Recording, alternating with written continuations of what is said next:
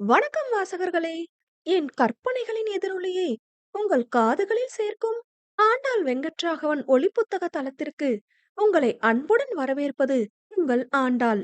இன்னைக்கு நாம கேட்க போற கதை என் வாழ்வோவிய தூரிகை அவன். கதையின் குரலாய் நான் ஆர்ஜே காமாட்சி. இந்த கதை பிடிச்சிருந்தா லைக் பண்ணுங்க, ஷேர் பண்ணுங்க. கதையை பத்தின கருத்துக்களை மறக்காம கமெண்ட்ல சொல்லிட்டு போங்க. இப்பதான் புதுசா சேனலுக்கு வரீங்கன்னா சேனலை சப்ஸ்கிரைப் பண்ணிட்டு பக்கத்துல இருக்க பெல் ஐகானை தட்டி விடுங்க. அப்பதான் நாங்க போடுற கதைகளோட நோட்டிபிகேஷன் உங்களுக்கு உடனுக்குடனே கிடைக்கும். வாங்க கதை கேட்டு ரசிக்கலாம். ஓவியம் 18. மாமியார் மதியம் கண்கள் கலங்க பேசியதில் பாவமாக உணர்ந்த அஞ்சிலை, ச்சே, எப்படி இவரால எல்லாத்தையும் இவ்ளோ ஈஸியா கடந்து வர முடிஞ்சது? என்ன போல புலம்ப இவருக்கு ஃப்ரெண்ட்ஸ் கூட கிடையாது. பாவம், மனசுக்குள்ளே எவ்ளோ வருத்தத்தை வச்சிருப்பாங்க என்று கணவனை பற்றியே சிந்தித்துக் கொண்டிருந்தாள். அன்றைய இரவு எப்போதும் போல் உணவை முடித்துக்கொண்டு அறை திரும்பியவள் பால்கனியில் நின்றபடி வயல்வெளியை பார்த்து கொண்டிருக்க, மனம் கணவனின் அருகாமையை நாடியது. குளித்து முடித்து வந்தவன் எப்போதும் போல் மனைவியை பின்னிருந்து அணைத்தபடி, என்ன கேடி, ஏதோ பலத்த யோசனை போல என்று கேட்க, எப்படி நீங்க எல்லாத்தையும் ரொம்ப ஈஸியா கடந்து வரீங்க என்று நேரடியாக கேள்விக்கு வந்தவளை தன் புறம் திருப்பி, என்னதுடா என்று வினவ, மதியம் அத்தையிடம் கேட்ட கதையை கூறி, உங்களுக்கு கொஞ்சம் கூட அப்போ வருத்தமாவே இல்லையா என்று வினவ, அட, இதுக்கா? நான் கூட நமக்குள்ள ஏதோ ஃபர்ஸ்ட் ஃபைட் போலன்னு நினைச்சிட்டேன் என சிரித்து கொண்டவன், எனக்கு விஜி மேல எந்த அபிப்பிராயமும் இல்ல. தங்கச்சி மாதிரி தான் பார்த்தேன்னுலாம் சொல்ல மாட்டேன். அத்தை பொண்ணுங்கிற உறவு முறை அவகிட்ட இருந்தது. ஆனா அதை தாண்டி கல்யாணம் அப்படிங்கிற வட்டத்துக்குள்ள அவளை நான் யோசிச்சு பார்த்தது இல்லடா. நான் விருப்பமே வைக்காத ஒண்ணு எனக்கு கிடைக்காததுல எனக்கு என்ன வலி இருந்துட போகுது என்று கூற, சரிங்க, விருப்பம் இல்ல, அதனால வலி இல்ல. ஆனா அவங்க சொன்ன காரணம் உங்களுக்கு வலிக்கலையா என்று கேட்க, அந்த கேள்வியில் ஒரு நொடி தேங்கி நின்றவன் இதழ் குவித்து ஊதி ஒரு பெருமூச்சு விட்டுக்கொண்டு, வலிச்சதுதான், அத இல்லன்னு உன்கிட்ட மறுக்க முடியலமா. ஆனா என்கிட்ட காசு பணம் இல்லன்னு வலிக்கல. ரூபியோட மனசுல ஒரு குற்ற உணர்வை ஏற்படுத்த ஆளாகிட்டோமேன்னு வலிச்சுது. எனக்கும் அவளுக்கும் 6 வயசு வித்தியாசம். அவள அப்பாக்கு அடுத்து நான் தான் பாத்துக்கணும்னு அப்பா சின்ன வயசுல இருந்தே சொல்லுவாங்க. அப்பாக்கு அடுத்து இன்னொரு அப்பாவா அவள பாத்துக்கணும்னு அவள ஒரு மகளா தான் வளர்த்தேன். அவள காரணம் காட்டி மறுத்துட்டாங்களேன்னு தான் வலிச்சுது என்க, அவனையே பாவமாக பார்த்து நின்றாள். விஜய் நிச்சயத்தப்போ எங்க சித்தி அவகிட்ட வந்து அதையும் இதையும் பேசி நோகடிச்சிட்டாங்க. என்கிட்ட வந்து அப்படி ஒரு அழுக. படிப்பே வேணாம் அது இதுன்னு என்னென்னமோ பேசினா. அவள சமாதானம் செஞ்சு அழுகையை நிறுத்த அவ்ளோ கஷ்டப்பட்டேன் என்றவன் கண்கள் அன்றைய நினைவில் லேசாக கலங்கி போக, அவ எப்பவுமே அப்பாவ மிஸ் பண்றியான்னு கேட்டா இல்லன்னு தான் சொல்லுவா. என்ன அப்பாவா பாக்குறியாடான்னு நான் கேட்டதுக்கு என்ன சொன்னா தெரியுமா? நீ எனக்கு அப்பாவுக்கும் மேல அண்ணான்னு தான் சொல்லுவா என்று கண்களில் கண்ணீரும் இதழில் புன்னகையுமாக கூறினான். எல்லாரும் தங்கச்சி மேல இவ்ளோ பாசம் வைக்காத, நாளைக்கு வரப்போறவ இதுக்காகவே சண்டை போடுவான்னு சொல்லுவாங்க. நானே ரூபி கிட்ட கேட்டிருக்கேன். ஆனா அவ, நான் உன்னை நம்புறேன் அண்ணான்னு தான் சொன்னா. எனக்கு புரியவே இல்ல. தங்கச்சி அப்படிங்கிற உறவு வேற, மனைவிங்கிற உறவு வேற. இதுல காட்டப்படுற பாசமும் வேற வேற தான். அப்புறம் அதனால எதுக்கு சண்டை வரப்போகுதுன்னு தோணும் என்றவன் அவள் முகம் பார்த்து, நான் ரூபி மேல வச்சிருக்கிற பாசம் உன்னை பாதிச்சிருக்கா என்று வினவ, அவனை கண்கள் கலங்க பார்த்தவள் ஆம் என்பது போல் தலையசைத்தாள். அதில் சற்றே திடுக்கிட்டவன் விழிகள் விரிய எம்பி நின்று அவன் நெற்றியில் முத்தமிட்டு, ரொம்ப பாதிச்சிருச்சு, அதனாலதான் மனசு உங்களை ரொம்ப தேடுது என்றாள். அதில் உடல் சிலிர்க்க அவளைக் கண்டவன் கண்கள் பொழிய அவளை அணைத்துக் கொள்ள, இலாமான்னு கூப்பிடுங்களேன் என்று கொஞ்சலாக கேட்டாள். அந்தரங்க தருணங்களில் மட்டுமே அவன் அழைக்கும் அழைப்பு இந்த இலாமா. மனைவி தன்னை நாடும் நேரங்களில் இப்படிதான் சுற்றி வளைத்து தன் ஆசையை கூறுவாள். அதை புரிந்து கொண்டவனாக தங்கள் இருவரின் மோகப் பசிக்கான தீனியின் தேடலை துவங்கிட, தேடலின் முடிவு அழகிய உருவாய் பெறுவதற்கான உயிர்ப்பும் துளிர்க்க துவங்கியது. இந்த காலை வேளை அவ்வீட்டார் யாவருக்கும் பரபரப்பாகத்தான் இருந்தது. இன்று கதிரவனின் நினைவு நாள். அவருக்கு திதி கொடுக்க வேண்டி யாவரும் செல்ல இருந்ததால் ரூபி தன் கல்லூரிக்கும் அஞ்சு மற்றும் ருத்ரன் தங்கள் வேலைக்கும் விடுப்பு எடுத்திருந்தனர். சென்று நல்லபடியாக திதி கொடுத்த யாவரும் இந்த குளக்கரையில் அமர்ந்திருக்க, ரூபி கண்கள் லேசாக கலங்க தன் அண்ணியின் தோள் சாய்ந்திருந்தாள். மகா வெளிப்படையாகவே கலங்கி இருக்க, ருத்ரன் வருத்தம் தேங்கிய முகத்துடன் அன்னையின் தோள் தட்டி ஆறுதல் படுத்தினான். மெல்ல வானம் கருக்க துவங்கவே மண் வாசம் வீச ஏதோ அசௌகரியமாக இருந்தது அஞ்சலிக்கு. ஆனாலும் அமைதியாகவே அமர்ந்திருந்தவள் லேசாக தூறல் போடவும் கணவன் புறம் திரும்ப, ஆட்டோ சொல்லிட்டேன்டா, 5 நிமிஷம் வந்துடுவாங்க என்றான். அதில் சிறு தலையசைப்புடன் அவள் திரும்பிக் கொள்ள ஆட்டோவும் வந்து விட்டிருந்தது. அன்னையை ஏற்றிவிட்டு ஆடவன் திரும்பி பார்க்க தூரத்தில் ரூபி அஞ்சிலையை அணைத்துக் கொண்டு அழுது கொண்டிருந்தாள். அவள் முதுகை வருடி சிறு பிள்ளைக்கு சொல்வது போல் அஞ்சு ஆறுதல் கூற, அவளிடம் வந்தவன், ரூபி என்றான்.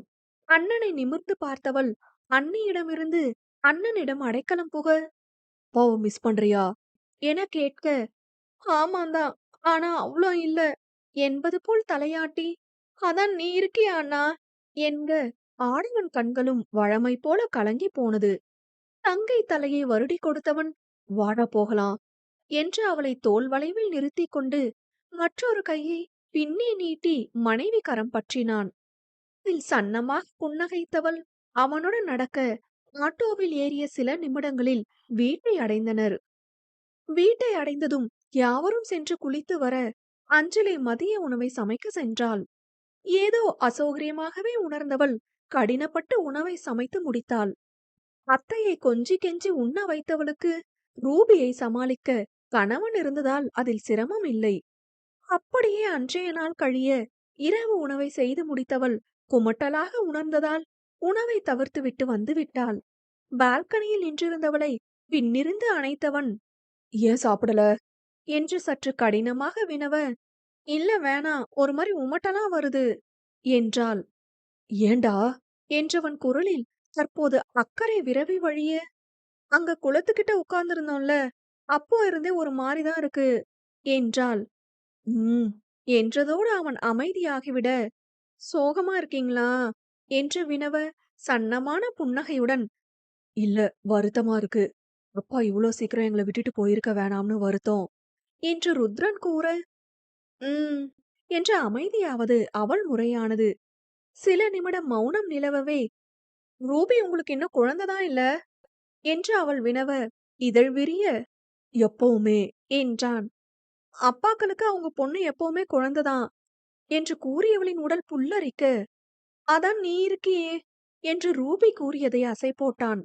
அவளை மேலும் அவன் அணைத்து கொள்ள தன் வெற்றிடையில் ஊர்ந்த அவளவன் கரம் கொடுத்த ஸ்பரிசத்தில் ஏதோ உணர்ந்தாள். மெல்ல தன் வயிற்றை தொட்டும் பார்த்தவள் மனதினுள் ஏதோ கணக்கிட கண்கள் பளிச்சிட்டது. ஆடவன் ஸ்பரிசத்தை உணர்ந்தவளுக்கு வித்தியாசமாக இருக்க தன் வயிற்றை தொட்டு பார்த்தவள் அது கல் போல் இருப்பதை உணர்ந்தாள். கர்ப்ப காலத்தின் துவக்கத்தில் உள்ளே இருக்கும் சிசுவின் பாதுகாப்பிற்காக கர்ப்பப்பை வலுப்பெறும். அப்போது வயிறு சற்று கல் போல் இருக்கும். அதை உணர்ந்தவள் காலையிலிருந்து எந்த வாசமும் பிடிக்காமல் தான் உணர்ந்த உமட்டலையும் எண்ணிக்கொண்டு தனது மாதாந்திர சுழற்சியை கணக்கிட்டு பார்த்தாள். 45 நாட்கள் கடந்திருப்பதை கண்டு கொண்ட நொடி அவள் விழிகள் பளிச்சிட காதோறும் அவளவன் இதமான மூச்சு காற்றை உணர்ந்தாள். இளமா என்று அவனின் மோகம் கலந்த குரலை கேட்டு உருகி நின்றவளின் கழுத்தடியில் முகம் புதைத்தவன் அவளை இறுக அணைத்து கொள்ள நடுநடுங்கும் கரத்தினை அவன் மேல் வைத்து பிடித்து கொண்டாள். இளமா என்று மீண்டும் அவன் அழைக்க திரும்பி நின்று அவனை அணைத்து கொண்டவள், அஞ்சுமா என்றாள். மென்மையான புன்னகையுடன் தன் இதழை கொண்டு அவள் கண்ணம் உரசியவன், இளமா என்க, நோ அஞ்சுமா என்றாள். அவளை ஆடவன் புரியாது நிமிர்ந்து பார்க்க சிறு வெட்க சிரிப்புடன் அவன் மார்பில் முகம் புதைத்து கொண்டு, வேணாமே என்று கெஞ்சலாக கூற அவள் நெற்றியில் முத்தமிட்டு, படுக்கலாமா என்றான். என்றவள் உள்ளே சென்று படுத்து கொள்ள சன்னமான புன்னகையுடன் கதவுகளை அடைத்துக் கொண்டு வந்து படுத்தான். அவனை அணைத்து கொண்டவள், சாரி என்க, ஏ லூசு என்னடி என்க அரிதான அவனது டி அழைப்பில் சிரித்து கொண்டவள் அவனை அணைத்து கொண்டு, சந்தோஷமா இருக்கேன் என்றாள். அவளை புரியாத புன்னகையுடன் பார்த்தவன், ஏன் என்று வினவ, உங்களாலதான். நான் என்ன பண்ண என்று உண்மையிலேயே புரியாமல் அவன் கேட்க சொல்ல துடித்த நாவை அடக்கிக் கொண்டவள், டெஸ்ட் பண்ணிட்டு சொல்லிப்போம் என்று நினைத்து கொண்டாள். ஏ சொல்லுமா என்று அவன் வினவ, மாட்டேன் என்று தலைகுனிந்து கொண்டாள். அடி பாவி, இதுக்கு எதுவும் சொல்லாமலே இருந்திருக்கலாம்ல என்று அப்பாவியாய் கேட்டவனை பார்த்து சிரித்தவள், நாளைக்கு சொல்றேன் என்றாள்.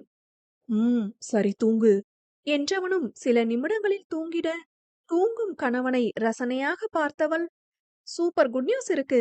அத நான் கன்ஃபார்ம் பண்ணிட்டு உங்களுக்கு சொல்றேன் என்று கூறிக்கொண்டாள். இரவு அழகாய் கழிந்து பொழுது விடிந்து அனைத்து உயிர்களுக்கும் புத்துணர்ச்சி கொடுக்க, அழகுபட தன்னவனுக்கு பிடித்த இளநீல நிறத்தில் கருநீல நிற பூக்களை கொண்ட காட்டன் புடவையை உடுத்தி தயாராகி தன்னை கண்ணாடியில் பாவை அழகு பார்த்து கொண்டிருந்தாள். என்ன மேடம் ரொம்ப ஹாப்பியா இருக்கீங்க, என்னன்னு கேட்டாலும் சொல்ல மாட்டீங்க என்று ருத்ரன் வினவ, அவனை திரும்பி ஒரு பார்வை பார்த்து கொண்டவள், அதெல்லாம் சொல்ல முடியாது என்று சிரித்து கொண்டாள். என்கிட்ட சொல்லாம வேற யார்கிட்ட சொல்லுவ என்று சன்னமான சிரிப்புடன் தலை துவட்டியபடி அவன் வினவ, தன் வயிற்றை அவன் அறியாது வருடி கொண்டவள், சொல்லுவேன், கேட்க வேண்டியவங்களுக்கு கேட்கும் என்று கூறி சிரித்தாள். என்னடி நேத்துல இருந்து ஒரு மார்க்கமா இருக்க என்றவனுக்கு அவளது இந்த நக்கலும் நையாண்டியும் கலந்த அஞ்சுவின் பரிமாணம் பிடித்திருந்தது. சிரித்தபடி சென்றவள் தனக்கு உலர் திராட்சை, பேரிச்சை பழம், பாதாம் மற்றும் முந்திரி போட்டு பாலூற்றி சாறு தயார் செய்து கொண்டு ஆசையாய் பருக குமட்டி கொண்டு வந்தது. குடிச்சா வெளியே வருது, குடிக்கலனா பாப்பா பாவம் என்று தன்னோடு நினைத்தவள் கடினப்பட்டு அதை மிடறு மிடராக பருக, ஏண்டி சாப்பிடுற நேரம் இதை வச்சு குடிச்சிட்டு இருக்க, அதுவும் சட்டு புட்டுன்னு குடிச்சிட்டு சாப்பிட உட்காராம இது என்ன மிடற மிடரா குடிக்கிற என்று மகா வினவ, இல்ல அத்தை எனக்கு எதுவும் வேணாம், இதுவே போதும் என்று அவள் கூற, நேத்து நைட்டும் நீ சாப்பிடல தானே என்றபடி ருத்ரன் வந்தான். ஐயோ, இவர் வேற நிலைமை புரியாம என்று மனதோடு சிரித்து கொண்டவள் அத்தை முறைப்பதைக் கண்டு, ஆ அது இல்ல, ஒரு மாதிரி இருக்கு என்று தடுமாறினாள். என்னாச்சாஞ்சு, உடம்புக்கு எதுவும் முடியலையா என்று மகா வினவ, இல்ல அத்த, நான் ஹாஸ்பிட்டல் போய் சாப்பிட்டுக்கிறேன், எனக்கு கட்டி கொடுத்துடுங்க என்றாள். அவளை நம்பாத பார்வை பார்த்தவர் ருத்ரனை ஒரு பார்வை பார்த்து எழுந்து செல்ல, மனைவியை முறைத்தவன், என்னாச்சு உனக்கு, நைட்டும் சாப்பிடல, இப்பவும் வேணாம்னு சொல்ற என்று வினவ, நான் அங்க போய் சாப்பிட்டுக்கிறேன் என்று அவள் கூறுகையில் சாய் வந்துவிட, மகா அவளிடம் குற்றப்பத்திரிகை வாசிக்க துவங்கி இருந்தார். அதில் உள்ளுக்குள் சிரித்து கொண்டவள் சாயை அப்பாவியாய் பார்க்க, நான் சாப்பிட வச்சுட்டு சாப்பிட்டு முடிச்சதும் உங்களுக்கு சொல்றேம்மா என்று சாய் கூறினாள். பின் இருவரும் புறப்பட, வழமை போல் கணவனிடம் கண்களால் விடை பெறாமல் ஓரக்கண்ணால் பார்த்து கொண்டு புறப்பட்டு சென்றாள்.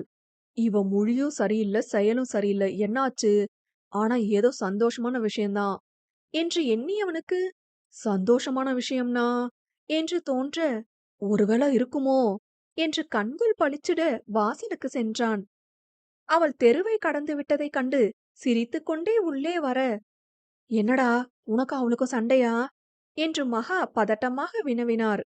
யாரு அவ என் கூட சண்டை போடுறாளா, போங்கம்மா, அதெல்லாம் உலக அதிசயத்துலதான் நடக்கும் என்று கூறிக்கொண்டவன் அறியவில்லை, இந்த உலக அதிசயம் இன்னும் சில மாதங்கள் தொலைவில் நின்று கொண்டு அவனை பார்த்து உக்கிரமாக சிரிப்பது